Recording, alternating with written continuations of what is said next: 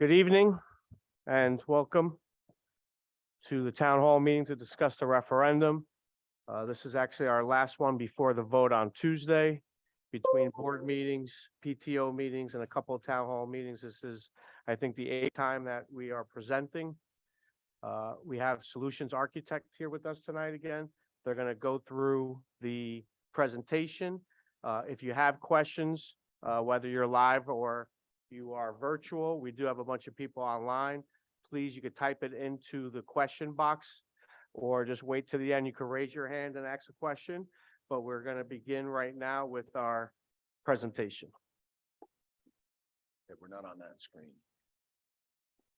Good evening, everybody. Wow, that was loud. Woke me up. So we're here to talk a little bit about the referendum and talk about how this referendum is comprised, where it started, the costs associated with it, the scope of work associated with it. So we want to kind of jump right into it, and we're going to try to make it as quickly as possible. I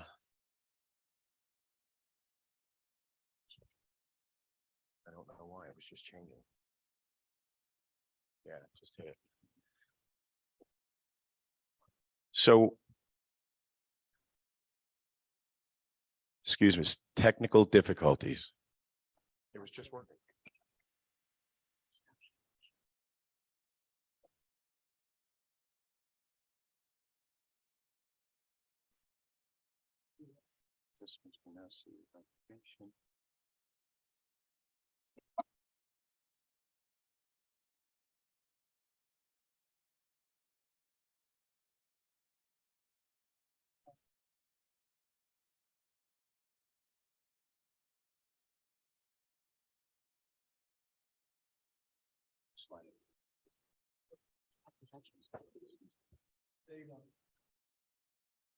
So Solutions Architecture was engaged by the district some time ago to work with the staff and to identify much needed facilities improvements.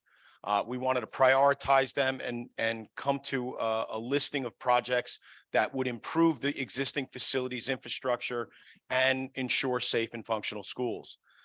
We provided recommendations to the board, and we considered ways to be able to do these projects that would take advantage of the debt service that's actually rolling off. The district was adamant that they wanted to look at a net neutral tax impact for the community. So what are we proposing? On March 14th, next Tuesday, the district will be requesting funding for a district-wide facilities renovation program that will include functional, sustainable infrastructure and classroom renovation projects via this vote. Education is the key to success, and the district believes that the schools and the community are our future. Why now? Why has the district chosen now to do this? The Board of Education and the administration have successfully addressed many of the district's needs within the operating budget. However, the 2% cap limits the district on the number of projects that can be completed at any given time. Significant and large projects can't be completed under the cap. So we're dealing with aging schools. The average age of these schools is 105 years old. 105. A lot of these buildings have the original infrastructure, items that have reached the end of their useful life expectancy: windows, roofs, doors, boilers. So in spite of the cap, the district has tried to improve the schools and keep pace with ongoing maintenance, but it becomes increasingly difficult to do without something like a referendum. Another reason as to why now is to try and secure a fair interest rate for these bonds. Interest rates are going up, and we want to make sure that we secure those rates. This referendum was intended to be issued last year, but because of the pandemic, it caused great delays at the state level, and all referenda were halted. Another big piece here is that by allowing the district to finance these projects over the term of the bond, this cost is spread through many generations who may move into Bogota in the future, and not just on the people that are here now. and that these improvements to the schools and community will have many benefits, including the potential to add value to your homes. Another very important reason is that state aid is available. When a district goes out for referenda, as long as that referendum is tied to education or rehabilitation, they have the ability to receive up to 34% in savings from the state of New Jersey. When a district does work out of their capital budget, there is no debt, there's no debt service aid or aid available for those projects. So the other piece here, as I said before, is that current debt service payments are going to be ending in 2023. And what that does is it offsets any new debt that's being added so that it lessens the impact on the community. If the debt service aid projections that were approved by DOE result in us being able to complete approximately $12.8 million worth of projects with 0%, $0 tax increase for the community. So from a timeline perspective, as I said, this project started back in 2019. We did a facilities audit for the district from 2019 through 2020. From March to December of 2020, we collected and analyzed and sorted all the data associated with those projects. In January of 21, we reviewed the options for fields to add that component to the referendum. In January of 22 to March of 22, we added a community survey that was sent out to the community where we asked questions about what would be needed, what they felt would be needed and desired for the community. And then from November 2021 to May of 2022, we reviewed and finalized the scope of work listing and came up with the listing and the projects that you're going to see here tonight. This is just a referendum timeline as to where we are. Obviously, we're all the way through our 3 months and we've got a week left before the referendum vote. By failing to prepare, we are preparing to fail. So the district believes that they've put together a plan that will set us up for the future and allow these buildings to maintain the instructional spaces that are needed for this new curriculum. So let's talk a little bit about the referendum breakdown. This referendum includes 3 basic components: enhanced learning environments. Those are the classroom spaces that our children are in. Student and staff safety. While it's always been a priority for the district, there are physical systems and technologies that have been included in this referendum, which will make each of the buildings safer. And then keeping up to date with operations. A lot of what we don't see are the things that make sure that these buildings keep running. Roofs that are leaking cause other problems, windows, boilers. Those are the behind the scenes things that we take for granted, but they need to be fixed and they are critical to keeping the buildings running. So this referendum is broken down into a 2-part question. The reason for the 2-part question is because, as I said earlier, the district is looking to do this referendum with a 0 tax impact for the community. So question 1 is renovations associated with all the buildings, and those renovations will have with them no tax impact for the district. Question 2 is a secondary and contingent question that is for a field sports complex, and that will have a tax impact. That project consists of a stadium field, softball and baseball fields, bleachers, sports lighting, and walking paths. So let's talk about specifics. The proposed projects in question 1 will include electrical upgrades to the entire buildings, antiquated panel boards and distribution panels for the building, as well as toilet room upgrades at each facility. These are just some examples, photos, pictures worth 1,000 words. So these are an example of current conditions. And this is an example of what it could look like reimagined. Also part of question 1 are educational projects. These projects are related to a grade realignment where Bixby will become a pre-K to 2, Lillian Steen will become 3 to 6, Pagoda Middle School 7 to 8. and the high school 9 through 12.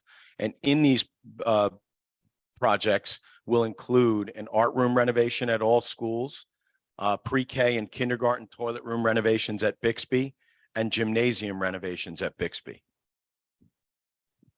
Other educational projects that are included in the referendum are a renovated CTE building that will create 5 new vocational classrooms, classroom renovations in general throughout the buildings, auditorium renovations at the high school, and media center renovations at the high school.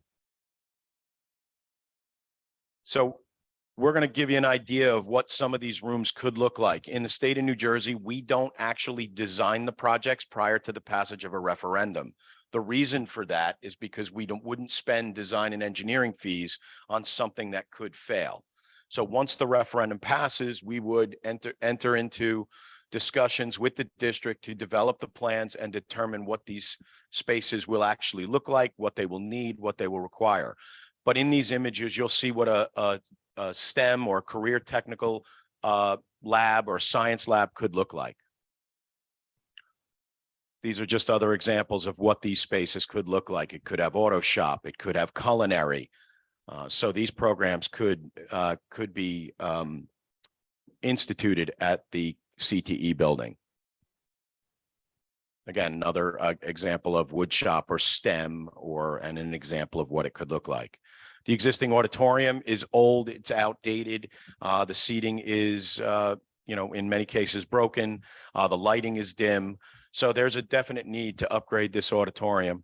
And this is a rendering of what that auditorium could look like with new finishes and seating and lighting, so that it will support the growing programs that we have here. The the balcony on top, as well as the stage and proscenium, would all be updated. Gymnasium renovations. This is the existing gymnasium. And again, there's older unit ventilators, there's the floor, the stage area, and proscenium. And with simple things like graphics and some updates to finishes, this space could be expanded for the program, an addition on that, and then additional built-in tables and chairs to create greater efficiency within the cafeteria itself, or gymnasium itself. The media center, similarly, again, older, outdated, book stacks throughout, not a true media center in sense. So this would be looked at to be renovated to create a true media center, various areas for computers and collaboration, soft seating for the students to gather, as well as maintaining the book stacks and books for the programs that are going to be offered. Now, each of the furnishings and seating that you see here, they all have wheels on them. Everything is flexible. Everything can be moved. The idea of a new media center is that spaces can be transformed and created into a larger space or a smaller space just by moving around the furnishings. The art classroom, again, older art rooms are all pretty typical. They suffer from a lack of storage and a lack of efficiency. With a new art room, we would take into consideration a great deal of storage, drying racks for artwork, shelving for ceramics and pottery. All the programs that are being offered within the art program would be accounted for under the new design. Just another example of what the renderings could look like and what these spaces could look like. So question 2, let's talk a little bit about question 2. Question 2, this is an image of the existing sports complex. The work is proposed on that field complex that encompasses both DOE and BOE and borough land. So the existing field track as it stands right now is currently not regulation, and it can't support the current needs of the district as well as regional meets. The track surface is currently asphalt, so it's not really the safest condition. Underground drainage is grossly inefficient. Grass surfaces are in poor condition. And then the current parking lot availability is in a gravel lot, which fits approximately 75 cars if you assume 3 rows of cars at 25 each. And then the baseball, soccer fields are overlapped, which limits scheduling and the playability of those fields. This is an outline in order to show how this field would be relocated and relaid out in order to provide a regulation multi-purpose field and 400-meter track. We would rotate the track in the field, taking up a part of the gravel lot, and then we would create a better sports complex by splitting the track in the field and the baseball field itself. The small creek that's between the fields wouldn't be affected, and our intent would be to preserve any trees that are on site and not rip anything down. This is an example of what that sports complex reimagined could look like. A big component here would be to install a new drainage system that's tied and coordinated with DEP to provide stormwater management. Installing the multi-purpose field that you see there, soccer, football, lacrosse, as well as the full-size track. Installing a new infield, outfield baselines and pitcher's mound for the baseball, softball field. Providing new walking paths, which you can see in the gray, that gray little serpentine would be a walking path throughout the complex, as well as sports lighting on both fields, new bleachers for both home and away, and then additional parking that would be located along the bottom on the entrance, at the entrance road, as well as relocating some existing on-site buildings. Just an image and a rendered image of what that track and field could look like. Another image. So that brings us to projected costs for these projects and what these questions will do for us as a community. So state aid has been approved from the Department of Education. The overall projects, question 1 and question 2, total about $19.9 million. But because of the ability for us to obtain state aid and debt service aid, the district has been approved for $6.4 million, or 32% of the project in state aid. This debt service aid that we would receive would help pay down the bonds and reduce the impact on you, the taxpayer. So the net taxable impact would be based on the $13.6 million resulting cost. So the breakdown basically for the projects is as you might be able to see here on the chart. Bixby Elementary School has a total project cost of about $3.7 million. We're receiving about $1.2 million in debt service aid on that, which reduces that cost to about $2.5 million. Steen is about $868,000 with $286,000 in debt service aid, reducing that project to about $581,000. And then the high school is about $3.8 million with $1.3 million in debt service aid, reducing that project to about $2.5 million. And then the CTE building work is about $4.3 million with about $1.4 million in debt service aid, reducing that project to $2.9. So all total, question 1 will amount to $12.7 million with $4.1 million in debt service aid. Final cost after debt service aid would be about $8.5 million. And as I mentioned before, it's about 32% in debt service aid. So if we were going to go out and pay full price for something or get a 32% discount, we'd rather take the 32% discount. So taking advantage of that is very, very large savings to the district. Question 2, much more simple. It is the field and sports complex at $7.2 million. We actually received more debt service aid from the state than we had anticipated. Typically, fields are not funded at a complete rate like renovations would be.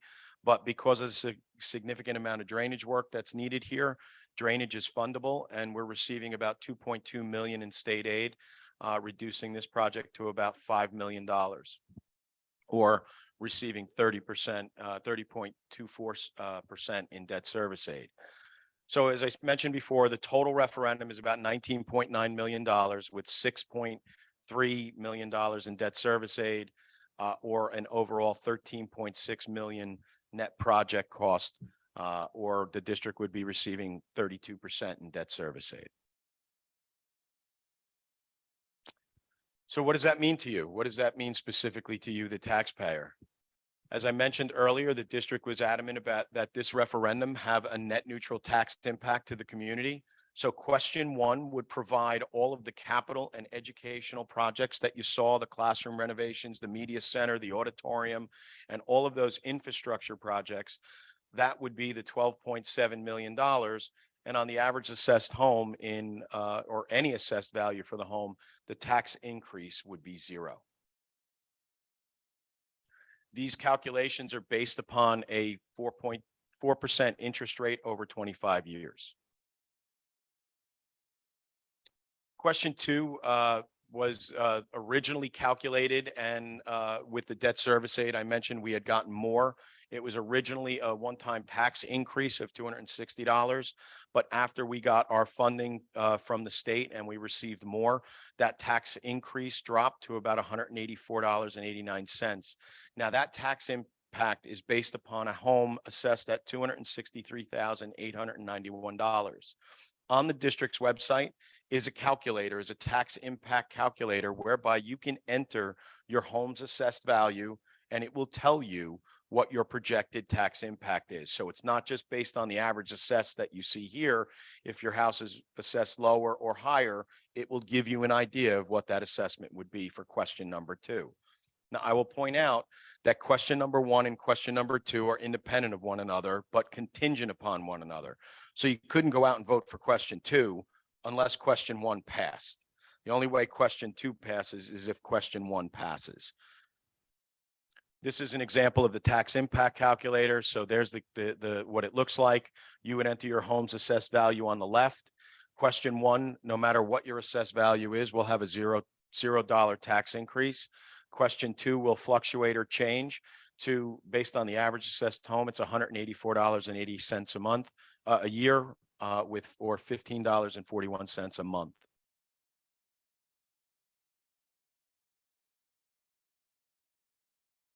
So what does your vote mean? If you vote yes to question one, you get everything that we talked about, the capital, educational, facilities, infrastructure projects that we described, with 0 tax impact. If you vote no to question one, the existing facilities remain as they are. No additional upgrades will be made, and the district has to continue to take care of the facilities out of their capital budget as they have been, and at full price without receiving any debt service aid. So that's the point about voting no. For question two, if you vote yes, you would get the high school stadium field, softball, baseball, bleachers, sports lighting, walking paths, additional parking, and everything that we talked about before for $184.89 a month, or a year, or $15.41 a month. So that would be an increase on the average assessed home. And likewise, if you vote no for question two, then the existing athletic facilities remain as they are. No upgrades are made, and the district will continue to do what they're currently doing with the complex. There's some frequently asked questions that we've been asked throughout this process. And one of the big ones is, can more money be spent than the amount approved in the referendum question? And the answer, very simply put, is no. The district can't spend 1 penny more. They can't bring funding in from capital reserve or another account.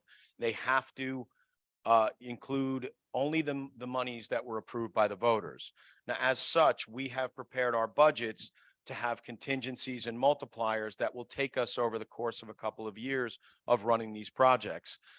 So we need to be able to design these projects to stay within budget as the projects are done over the next couple of years. What happens to children before, during, and after construction? Obviously, safety is always a prime concern for us and for the district. So while work is being done, children are separated from construction at all costs. We would typically do much work while the schools are unoccupied, either summertime or other times where students are not in schools. When school is in session, we try to maintain the heavy, noisy work outside of those hours, but while school is in session, we try not to disrupt their classes with construction work. When will the work begin and when will it be completed? So given the timing of a March referendum, it's very difficult to put projects out in the very first summer, especially because contractors already have their workload for the summers. So while some could begin as early as the summer of 2023, projects that are allowed to go into the school year, we would want to be more strategic about putting projects out to bid so we can get the best prices. So these projects would begin later in the year or over the summers 2024 to 2027. And then the grade realignment would be either in 2024 or 2025, but more likely based on the work that needs to be done in 2025. So the district's website has a host of information for you. There are all of the information you just saw in this presentation are available on the website. The tax impact calculator, the questions, the technical information packages, the drawings, the renderings, and every piece of information, where you can vote, how, voting locations are on there as well. And the voting times would be from 6 a.m. to 8 p.m. on Tuesday, March 14th.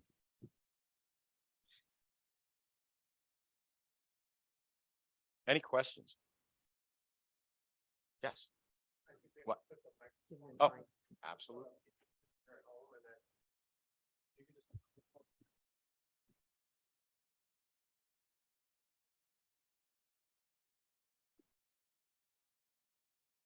I have a number of questions.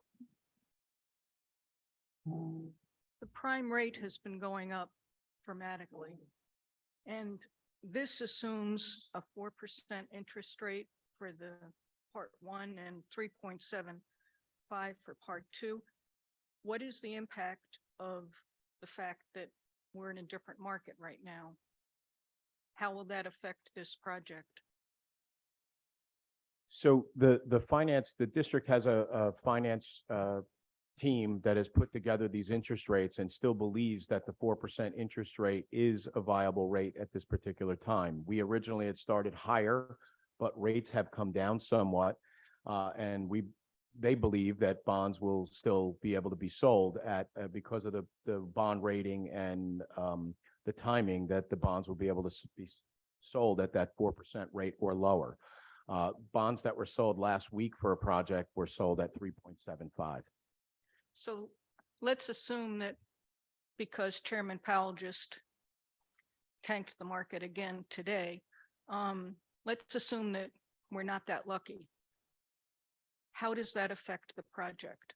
It doesn't affect the project, it affects the rate. So if the bonds are sold at a higher interest rate than the 4%, the numbers that you saw would be slightly higher. So the cost to the taxpayer in town goes up. Only for question 2. Question 1 is unaffected. Okay.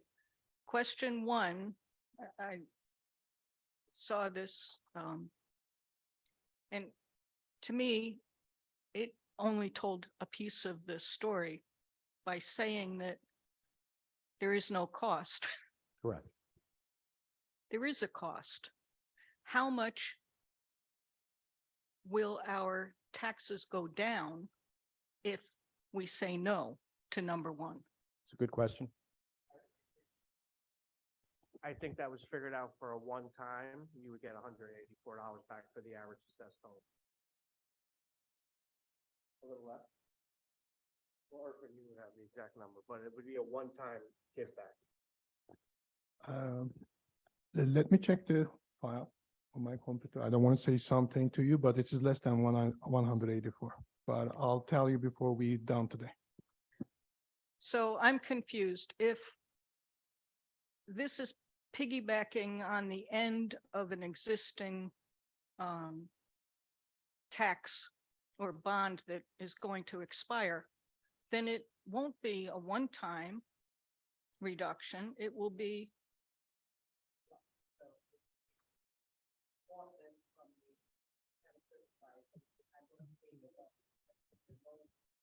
right.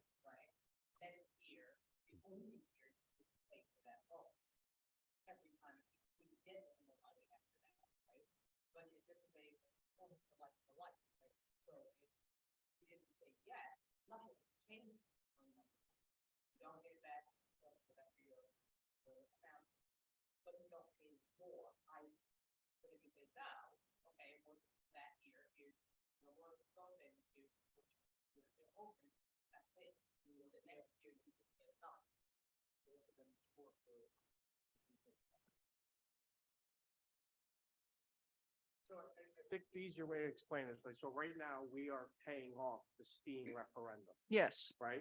So that comes off the books. So if we pass this referendum, we are able to do all these projects, continuing that another referendum. So you don't see a tax increase. If this gets voted down, then there would be a one-time, we would reduce, you would get a reduction in $184 that you're no longer paying. That would be a one-time deal. why wouldn't that continue into the Because you're- future? Because you're only, so once you don't pay 1 year, you don't pay we're not paying anymore. Why would you get more money back? So just to make it, I get, it's a question that many have had. What was budgeted was, and this is for just simple terms, right? What was budgeted is X amount of dollars per taxpayer for that previous loan. That's what's in the line for the budget, for the previous referendum. When that is paid off, if we were just to remove it from the budget, that's all it would be. You would get a break for the $100 and some odd dollars. What we're doing is asking the taxpayer to port it over, that same line item budget, port it over to a new, for question one, to a new opportunity to utilize that same fund, that same number towards that new opportunity.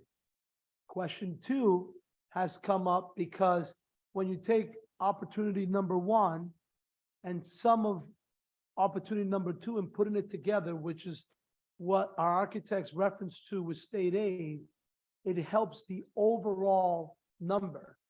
So what would have been $400 or $500 per assessed value home decreases because of the state aid, because the project is somewhat joined together, though that's why if one doesn't pass, two cannot move forward. Are you with me there?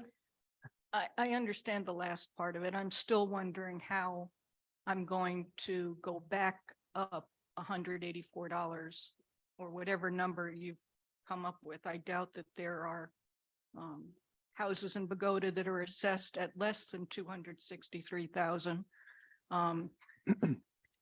So- Many are multiples of that. But are you saying that the subsequent year's budget is going to add this back in to spend a different way? No. And also, you had mentioned about the assessed value where it could be multiples of that. The assessed value of your home is not the market value. of your home. I understand. A $500,000 house might be assessed. I understand. I'm still paying 15,000 a year in taxes, so So it's up there. in that $15,000, right now you're paying around $230 for the bond, which is expiring. So with this new $12 million borrowing the bond, it will replace it, which that's why we said a net neutral impact on your tax.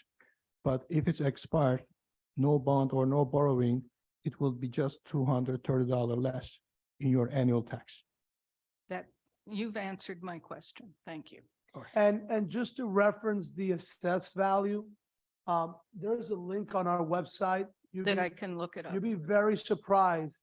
Over 70% of Bogota homes are assessed under 300,000. I did the due diligence. I had fun with the website. It's something, actually, even my own home, I started looking, I was impressed. Some of the, $900,000 homes that sold on large are assessed at 425, like as the highest assessed value in Bogota. Okay. So now I have a practical question of, well, a couple. Financially, we assume that we're getting this bond and we're getting the state aid. The state comes through. Is the bond that Bogota is going out for in total, the total amount, or is it only our portion? Is the actual bond the 12.7, So the district will bond the entire amount, and what happens is at each year, when the district goes to pay their share, the district will only pay the share, the district share, and the state will come in and pay the balance of that. Every year. It's done every year. okay, And when the district pays its share, we will ask the taxpayers to the borough tax assessor to pay us that portion only. so I have assurance that the money isn't going to go, the state money isn't going to go into a general fund. It can't. The state, we don't get a check, the district doesn't get a check. The district, so the bill gets split.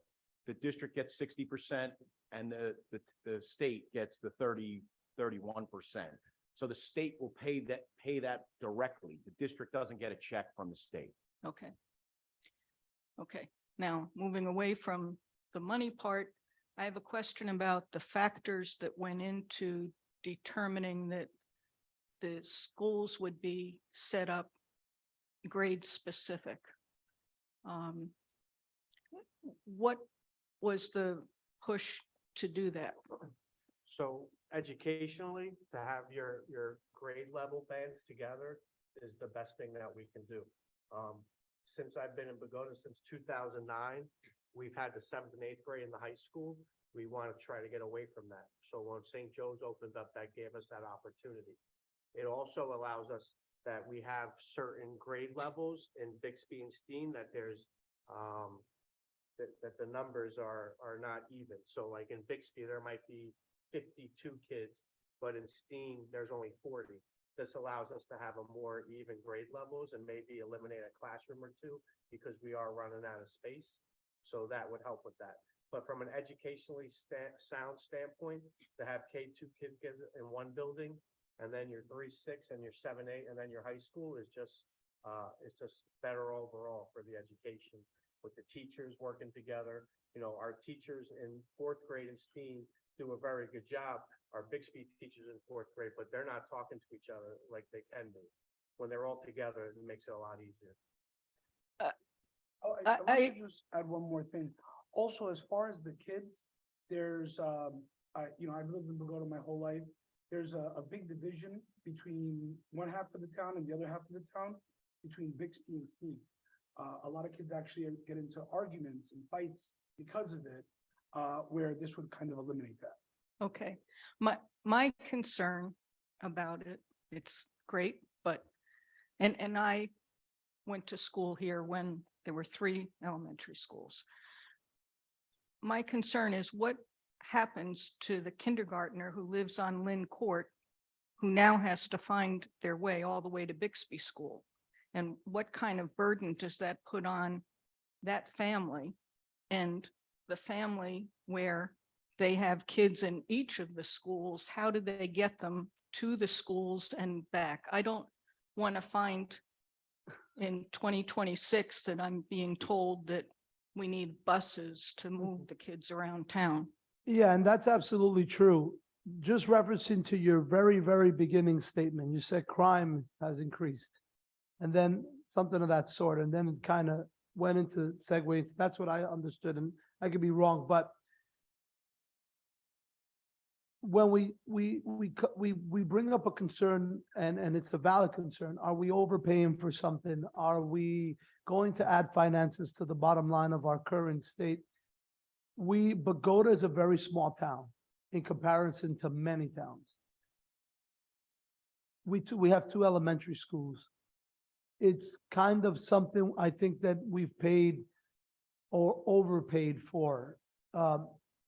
Bogota is very hot, I would say. A lot of people moving to Bogota, a lot of families, and we are anticipating what it could look like, what we already know that it looks like. We've had over 100 children or so enrolled over the last 2 to 3 years.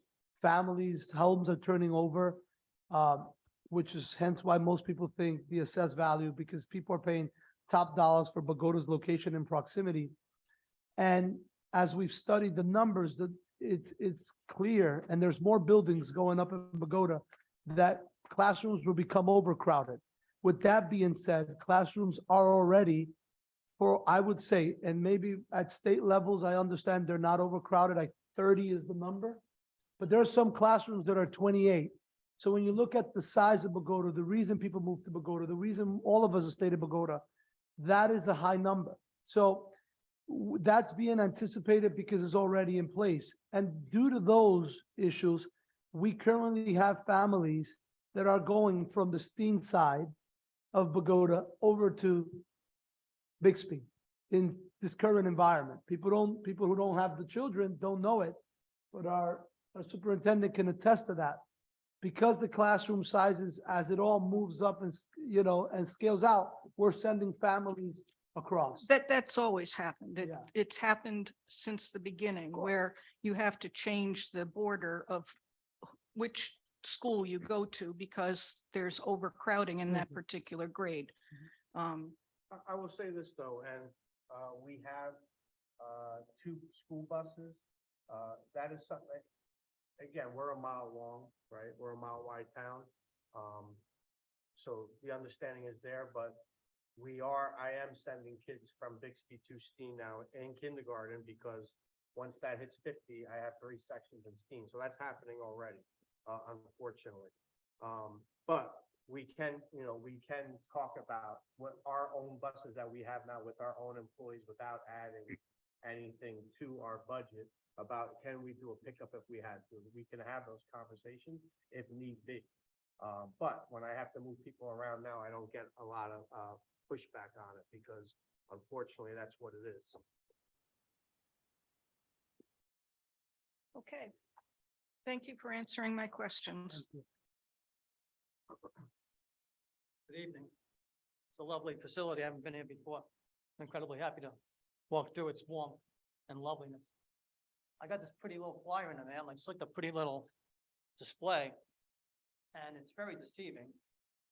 It has, yes, if you vote yes, you get arts and learning, wellness, and safety and operations. And if you vote no, there's no happy face underneath that. But tell me, if I vote no, which I'm going to do, is it all going to disappear? What do you mean? I mean, those happy little faces, will they disappear? Will there be no learning and there'll be no safety, operations? Will it crumble? Will the arts just crumble here? I mean, they're going to teach kids, right? If I say no, you're still going to teach kids, right? So that's kind of deceiving. And the same underneath it, right? You got wellness and safety and operations. Underneath you got nothing. And you got $184. One-time impact. But it's not one-time impact. It's 30 years, right? It's 30 years. I'm going to be dead in 30 years. Oh, another reason I oppose. If I give my house to my children, they're going to be impacted by this. On the waterfront, you have out at water. They have a 30-year abatement, a Fox Lance abatement for 30 years. They're not paying 1 penny into this board, right? Not 1 penny. There's 500 families over. 500. Probably going to be more. And I don't know what the wisdom was for the at the level of the municipal council to give them a 30-year abatement. I lived in Jersey City my whole life until I moved to this town 20 years ago. I've seen what abatements do to towns. Jersey City is now suffering from abatements because the state finally realized that Jersey City doesn't need abatements. Just like this town doesn't need abatements. It didn't need an abatement to do that. If that water, which of course I don't want to discuss because it's already a done deal, but if they had been forced, not forced, if the municipal council just said no, we wouldn't be here. And this amount would be like $5. They would be paying this. But we all know here, everyone sitting here on this board understands that this $184 is not the end. Because the people in that water are going to produce children, unless there's a problem, unless they're infertile. They're going to produce children. Even if they produce 1 child for 500, they're going to send them to this school system. They're not going to Hackensack or Teaneck. They're going to come to this system, which means the Board of Ed has to raise our taxes again. So we're looking at an endless cascade or overflow of taxes. Now, I understand we need infrastructure. I understand that. I've seen it before. I've seen it for 60 years. I've seen infrastructure breakdown. There's got to be a way for the state of New Jersey to give us money without killing us. And I understand this is a bond. I understand that. Okay, I know I can't afford this $184. I don't want to put my house up for sale for this. But I know it's not the end. And you know it's not the end. And maybe these people don't know, but they know now. This is not the end. This is not the end. This is not $184 one-time shot. It's $184 for 30 years, plus whatever else happens. And we know it's going to happen. The people in Atwater are looking with greedy little eyeballs at the property across the street. They're looking at it and saying, that's an eyesore. That's ugly. That property over there is disgusting. Let's go to town hall and tell them to blight it. So we can get our hands on it, put another 500 units down there. There'll be 1,000 more people in this town. I say no.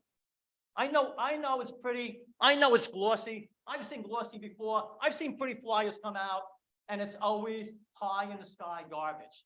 It always looks pretty. It always looks nice. It always is, oh my God, let's do this. And in the end, who pays? The taxpayer. The taxpayer always pays.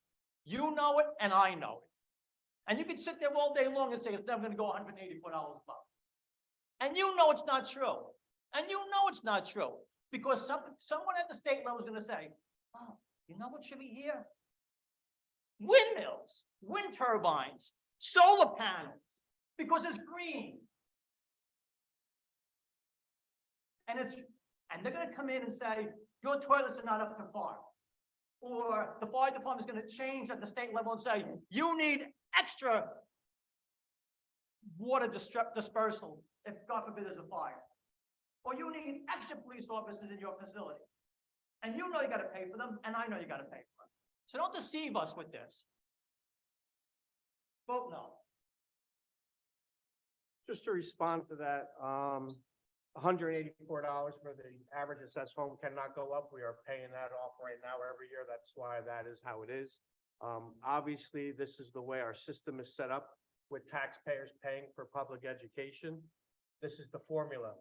I can say this, that this board in the last 3, and then this year, 3 of the last 4 years, we have not raised taxes. Taxes have not been raised. I added a middle school without raising taxes. Well, I am proud of that because there's a lot going on there. So to speak about Atwater and things like that, that's not a bone to pick with us. I have to deal with what I have to deal with, and that's what I'm going to continue doing. I got a blue ribbon school in Steen. There's a reason why people are moving here right now because we got free pre-K. So there's a lot of good things going on in our schools, why people want to move here. So at the end of the day, if you want to sell your house, you want to sell to someone that wants to move here because the schools are good. So that's why this is how it works. House value goes up when schools are doing good. That's part of it. That's why people move to where they move. That's why when we started pre-K, there's not too many houses for sale anymore here. When you have a blue ribbon school and they see that online, that's why they move here. If you add a career technical building, if you add fields down there, people are going to want to be here. House values will continue to grow. That is part of the formula. So I didn't create it, but I have to work in it. But when we tell you that's $184 and it is nice and glossy, our kids deserve nice and glossy. Those children will not be in this town to pay the taxes for 30 years, and you know it. Well, I've been here for 12 years. I've been here for 13 years, and I've seen all our kids go through here. So I've seen the kids from as young as first grade graduate from here. I mean, they're not going to buy a home in this town. Well, I mean, I'm not gonna, I can't get into any further with that, but I'm seeing now my kids that graduated 10 years ago, sending their kids here now. So they're here. So that's all I have to say. I think we respect everyone's opinion and decision. I truly hope you don't move, and I truly hope you do pass your home down as you begin with your statement to your children. And then when they do have a high home value as how we're thriving today, they're able to have a value in the school system. it is our fiduciary responsibility to keep the children safe, so that's always going to happen. To the best of our capacity, our financial abilities. We've just received some really good praise of where this administration is standing on a financial with absolutely no critique whatsoever in our financial audit. I mean, they said it was one of the first ever seen in Bergen County with zero critique. So the due diligence has been done by every committee, every financial board member. I think people neglect to remember that we're not people from Teaneck. We are Bogota, we're equal taxpayers. And sometimes it's one of the hardest decisions, right? Because we have to make a decision for the children, wherever they come from. When they land in the borderlines of Bogota, we have to serve them. We have to find the sizes, the teachers, the classrooms. And as individual taxpayers, we have to do the best, output for these children. So we are also taxpayers. And I think that from a personal place, we see the value of why we live in Bogota. I know why I moved here. I've invested a great deal in Bogota as a personal person. And today we volunteer here, all of us. Your time is special and the children's are far more special. So I do respect everyone's opinion. And I thank you for coming up and venting how you feel. I truly hope that in somewhat shape or form, you see the value if you ever do leave your homes to your children who may have grandchildren who may enjoy the same fields. And guess what? I bought a car 3 years ago and it may be time to change. It wears and tears. And this is wear and tear. It's average 100+ years. It's hurting. It's hurting.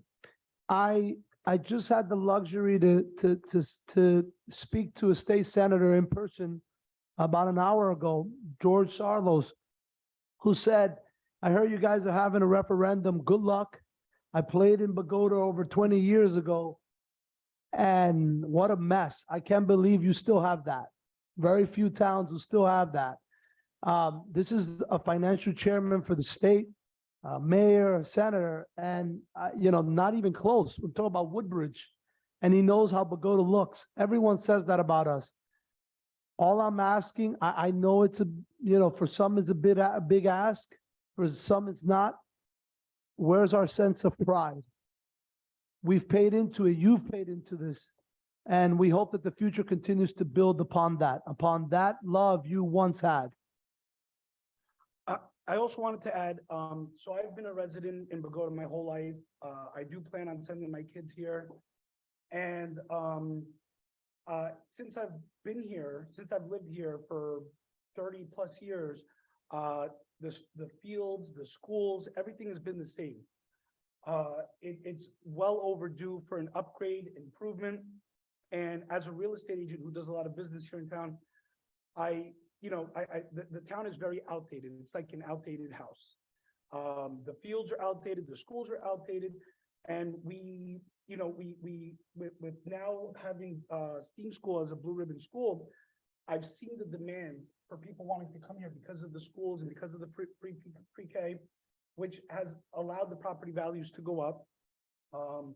And also between our school business administrator, our superintendent, they've done a great job with the budgeting, which, like Frank was saying, this year with our audit, the guy said that it was one of the first times that they did not have one bad comment or any negative remark. So at this point, it's the right time because we have the money saved up for it through our budgeting. We have state aid, which is available, and we have an opportunity to renovate the entire town, make the schools better for the kids, make the fields better. I go running a lot. I have to go to Overpack because the school here, the track here is not good. We have an opportunity to renovate the entire town. And when you do that, when we renovate the schools, improve the schools, we renovate the football fields in the towns, and people want to be here, that's going to increase the value of every home a lot more than $180, which is the cost of one Verizon cable bill.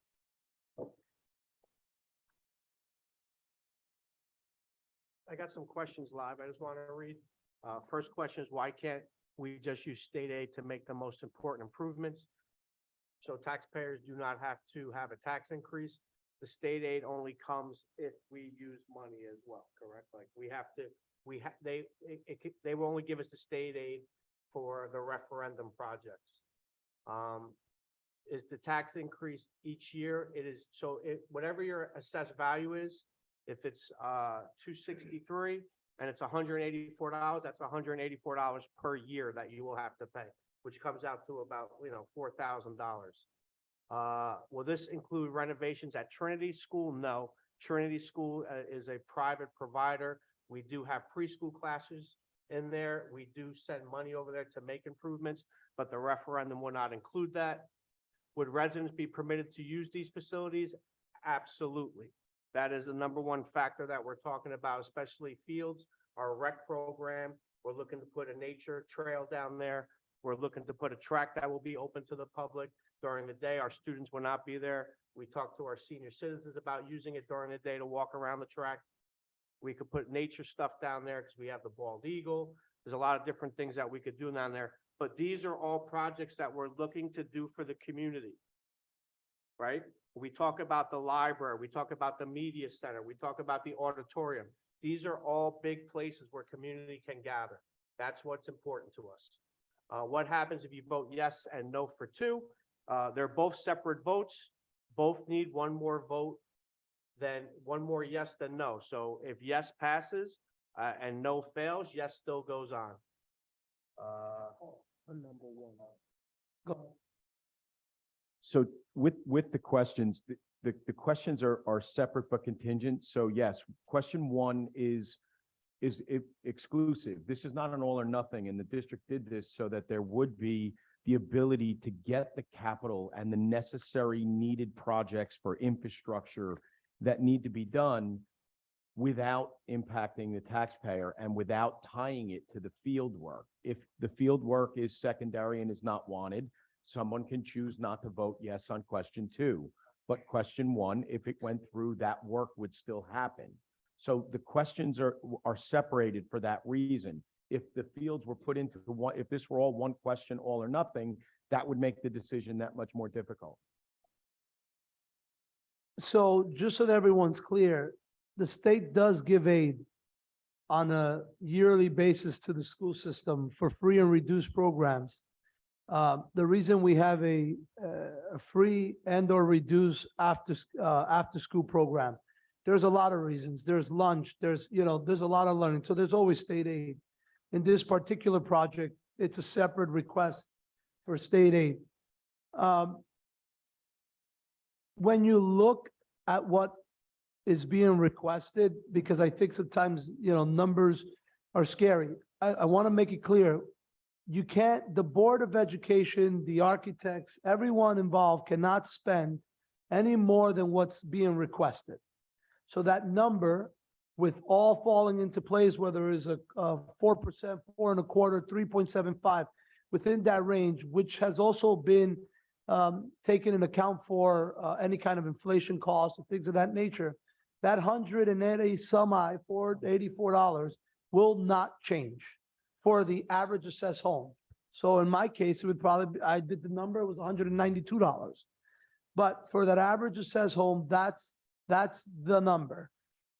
When you look at that over the course of 25 years for one project, and I think 20 for another, it's anywhere between $4,200. So $4,200, $4,400 is it's what we're requesting for this massive overhaul of an overdue appearance to Bogota.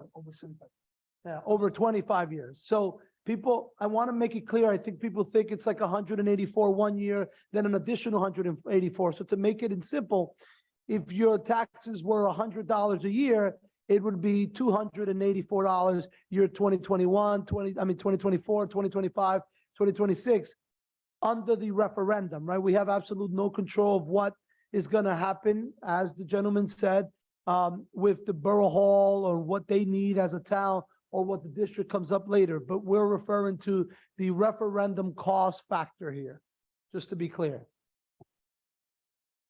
couple other questions. And this was a good one. What about increased traffic, having to drive students to schools not near them where they live? That is something that we are talking to the police department about, but we will definitely have staggering start times for each school building so that parents can get their students to multiple buildings if necessary. Are these children enrolled coming from Atwater not paying BOE taxes? No, they are not, but they pay rent, so that, I don't know how that all works out with there. Will universal pre-Ks in Trinity and Bogart, be placed in Bixby? We can place some of them, we cannot place all of them.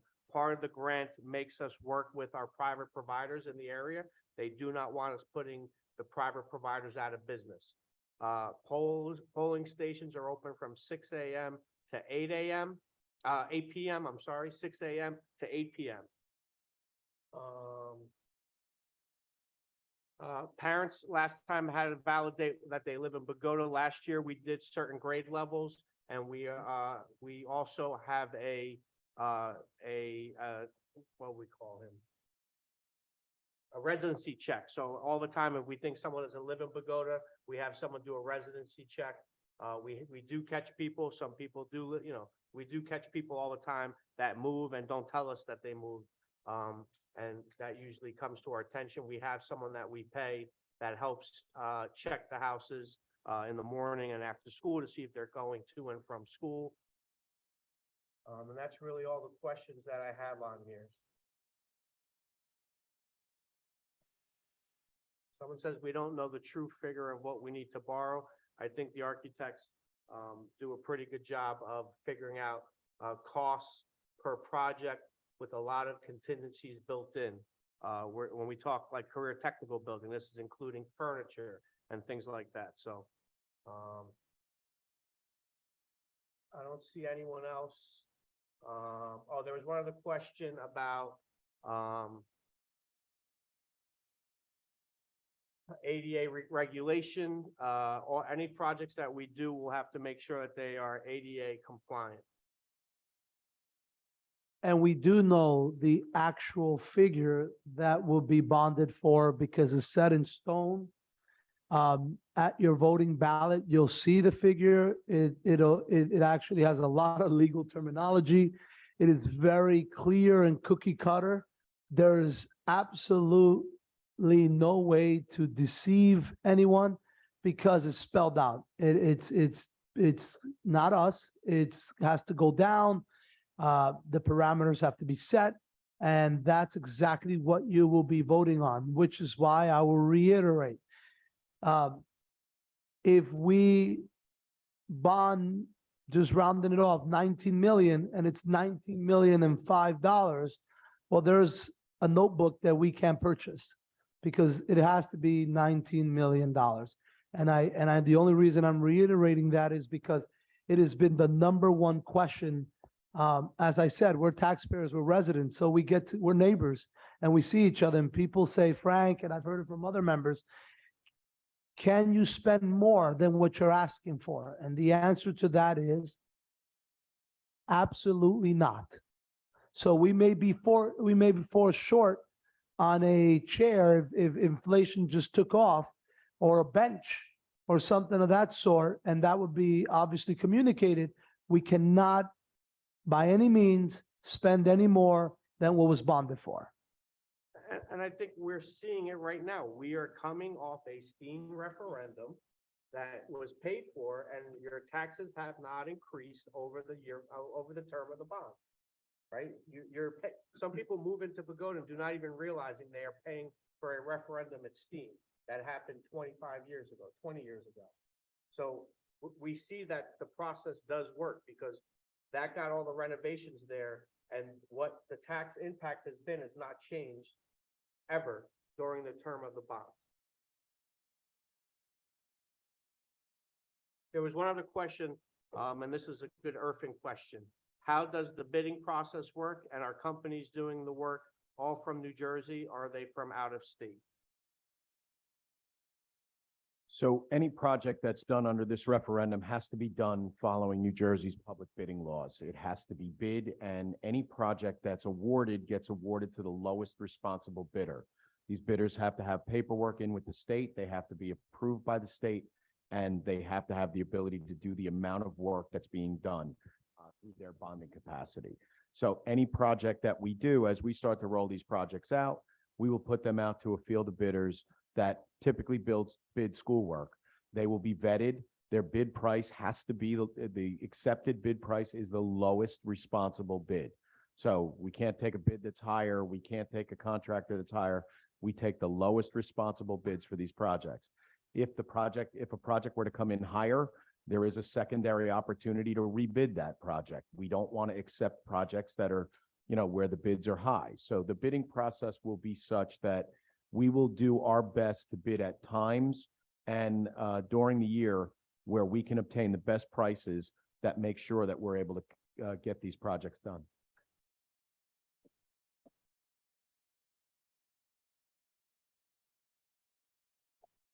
Anyone else? Anyone else? So I think it concludes this opportunity for more people to learn. I know we had a bigger turnout the first time, and many people have been communicating via different social media pages. Go ahead. Oh, they lowered their hand.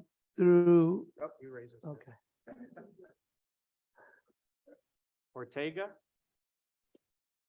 Yes, I just had two questions that I put on the chat. I just want to see if they could be Okay. answered.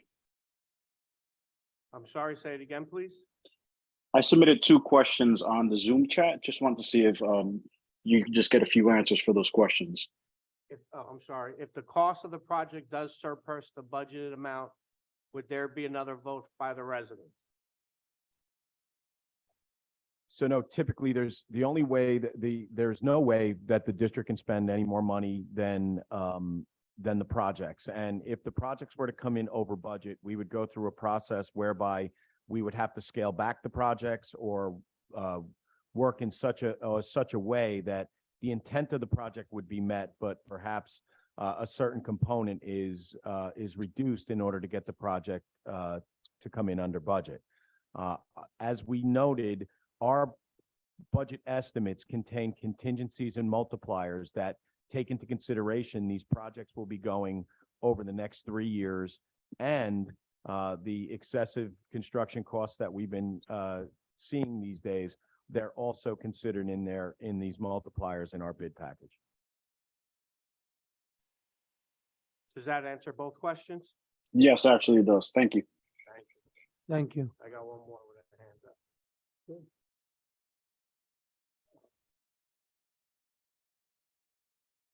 Cecilia Lopez? Yep. Go ahead. You have to unmute. My questions are posted in the app. If you can just read them and answer for me, thank you. If you work from, so I said poll stations are open from 6 a.m. to 8 p.m. How does it work if you can't get there that day? There are mail-in ballots, But but so if there's been, it's like the typical voting process. You've had to have requested your mail-in ballots, but with that being said, the county holds an early voting. I'm not sure if someone can find out and put, I don't know if they're doing that currently, but they normally have like the day of voting at the county, or in this case, it would be Borough Hall. So if you could stay tuned to the website, possibly over the next day or two, I'll assure you that we can maybe outline that information because it is more of a local voting process. and there was just one other question she had, is how long will the projects take to complete? So based on the one slide that we had shown, these projects are going to be bid, we'll start preparing the designs for each of the projects. They will begin starting upon the passage of the referendum. There may be some projects bid out in 2023. but the majority of the projects will take place 24 to 27. And he has a strong board for accountability. So is that all? Anyone else? Thank you. You're welcome. Okay, so I really do think at this point, it does conclude it. There's always been this saying that those who are not in favor will never be in favor, and I choose to take that as a disbelief. I think that once, this is why we've been so open in communication and opening up these forums, in going, some people have this misconceived notion that it hasn't gone to senior citizens. It has. It actually, Mr. Kennedy has attended their senior citizen events. We've invested in Bogota over the many years. Back in 2016, 15 or so, the senior citizen center or gathering was moved from the rec, and a few $100,000 were invested in the opportunity for safety, being able to walk, and which is above the library. Areas of the library were revamped, and bathrooms, ADA compliant bathroom was installed, which are not inexpensive. And as the architect said, after 100 some odd years, I would only, and I think everyone here wholeheartedly asked you to reconsider any thought possible on why this should happen. The children deserve it. You deserve it. You might have purchased your house, 20 years ago for $200,000. And through road pavement, through investment, this board and the previous administration has done a really good job in buying most of their things out of the capital improvement budget, getting a middle school, which has enhanced our grade levels, enhanced our test scores, enhanced the current student body environment. I mean, there's not a parent that I've heard tell me that the middle school has not been a great thing. Our children were growing up a little too fast. I say way too fast.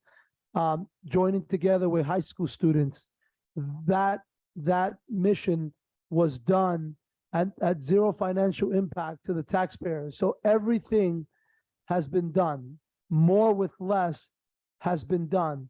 Now we're coming to you to really ask you, because this is not a mayor and body council where they can make their own decisions.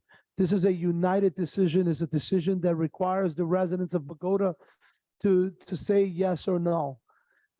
And I will tell you that Mr. Rob Alvarez just sold a home for well over $550,000 in the side of the Bixby schools. So if you bought your home and you purchased your home 20 years ago and you did decide to sell it today, it's well over $500,000. So congratulations to you for having the patience and made the investment to get to that level. And this is a second term of your investment. So we thank you tonight. We truly thank all your questions and your concerns, because without that, we simply just don't know. Thank you. Good night, everyone.